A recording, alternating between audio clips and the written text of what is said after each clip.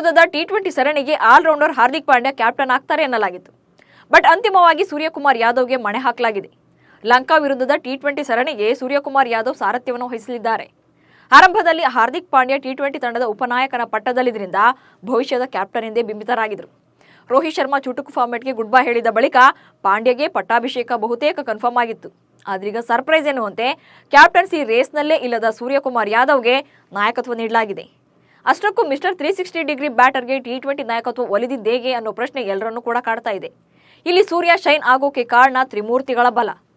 ಸೂರ್ಯನಿಗೆ ಸರ್ಪ್ರೈಸ್ ರೀತಿಯಲ್ಲಿ ಸಾರಥ್ಯ ಸಿಕ್ಕಿದೇಗೆ ಅನ್ನೋದನ್ನೇ ಹೇಳ್ತೇನೆ ನೋಡಿ. ಸೂರ್ಯನಿಗೆ ಇಲ್ಲಿ ಮೊದಲು ಬೆನ್ನೆಲುಬಾಗಿ ನಿಂತಿದ್ದೇ ನೂತನ coach Gautam Gambhir. Workload management ಕಾರಣಕ್ಕೆ ಸರಣಿಯಿಂದ ಸರಣಿಗೆ ವಿಶ್ರಾಂತಿ ಪಡೆಯುವ ನಾಯಕ ತಂಡಕ್ಕೆ ಬೇಡ.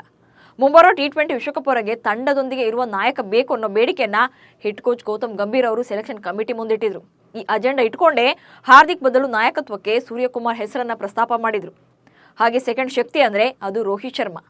ಟೀಮ್ ಇಂಡಿಯಾದ ಟಿ20 ಮಾದರಿಯ ನಾಯಕತ್ವ ತ್ಯಜಿಸಿರುವ ಹಾಗೆ ಏಕದಿನ ಹಾಗೆ ಟೆಸ್ಟ್ ತಂಡದ ನಾಯಕನಾಗಿ ಮುಂದುವರೆದಿರೋ ರೋಹಿತ್ ಶರ್ಮಾ ಕೂಡ ಬೆಂಬಲ ಸೂರ್ಯಕುಮಾರ್ ಯಾದವ್ಗಿದೆ. ರೋಹಿತ್ ಸೂರ್ಯ ಒಟ್ಟಾಗಿ ಬೆಳೆದವರು. ಮುಂಬೈ ಹಾಗೆ ಐಪಿಎಲ್ನಲ್ಲಿ ಮುಂಬೈ ಇಂಡಿಯನ್ಸ್ ಪರ ಆಡಿದ್ದಾರೆ. ರೋಹಿತ್ ಅಲಭ್ಯತೆಯಲ್ಲಿ ಮುಂಬೈ ಇಂಡಿಯನ್ಸ್ ತಂಡವನ್ನ ಸೂರ್ಯಕುಮಾರ್ ಮುನ್ನಡೆಸಿದ್ದು ಕೂಡ ಇದೆ. ಈ ಎಲ್ಲ ಕಾರಣಗಳಿಂದ ಗಂಭೀರ್ ಸೂರ್ಯನ ಹೆಸರನ್ನ ನಾಯಕನ ಸ್ಥಾನಕ್ಕೆ ಪ್ರಸ್ತಾಪಿಸಿದಾಗ ರೋಹಿತ್ ಕೂಡ ಸಮ್ಮತಿ ನೀಡಿದ್ದಾರೆ. ಇದೆಲ್ಲದರ ಜೊತೆಗೆ ಸೆಲೆಕ್ಷನ್ ಕಮಿಟಿ ಚೇರ್ಪರ್ಸನ್ ಅಜಿತ್ ಅಗರ್ಕರ್ಗೂ ಕೂಡ ಸೂರ್ಯನ ಮೇಲೆಯೇ ಒಲವಿತ್ತು.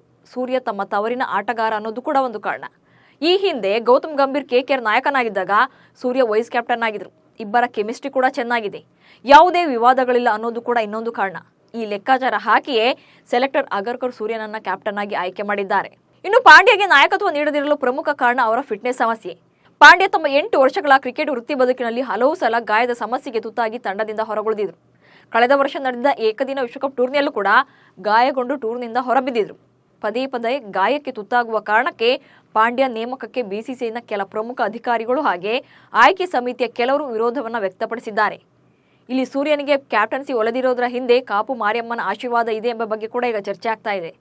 ಸೂರ್ಯಕುಮಾರ್ ತಮ್ಮ ಪತ್ನಿ ದೇವಿಶಾ ಶೆಟ್ಟಿ ಜೊತೆಗೆ ಜುಲೈ 8ರಂದು ಕಾಪು ಶ್ರೀ ಹೊಸ ಮಾರಿಗುಡಿ ದೇವಸ್ಥಾನಕ್ಕೆ ಭೇಟಿ ನೀಡಿ ವಿಶೇಷ ಪೂಜೆಯನ್ನ ಸಲ್ಲಿಸಿದ್ರು. ಈ ವೇಳೆ ದೇವಸ್ಥಾನದ ಅರ್ಚಕರು ಸೂರ್ಯಕುಮಾರ್ ಅವರಿಗೆ ನಾಯಕರಾಗುವ ಭಾಗ್ಯ ದೊರಕಲಿ ಅಂತ ಹಾರೈಸಿ ಪ್ರಸಾದವನ್ನು ಕೂಡ ನೀಡಿದ್ರು. ಇದೀಗ ಶ್ರೀಲಂಕಾ ವಿರುದ್ಧದ ಟಿ20 ಸರಣಿಗೆ ಸೂರ್ಯಕುಮಾರ್ ನಾಯಕನಾಗಿ ಆಯ್ಕೆಯಾಗಿದ್ದಾರೆ.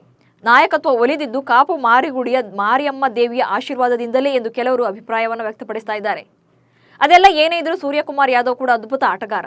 ಕಳೆದ ದಕ್ಷಿಣ ಆಫ್ರಿಕಾ ವಿರುದ್ಧದ ಟಿ20 ಸರಣಿಯಲ್ಲಿ ನಾಯಕನಾಗಿ ತಂಡವನ್ನು ಮುನ್ನಡೆಸಿ ಸರಣಿ ಗೆದ್ದಿದ್ರು. ಸೂರ್ಯಕುಮಾರ್ ಯಾದವ್ ಕಾರ್ಯವೈಖರಿ ಬಗ್ಗೆ ಕೂಡ ಬಿಸಿಸಿಐ ಹಾಗೆ ಆಯ್ಕೆ ಸಮಿತಿಗೆ ಸಮಾಧಾನ ಇದೆ.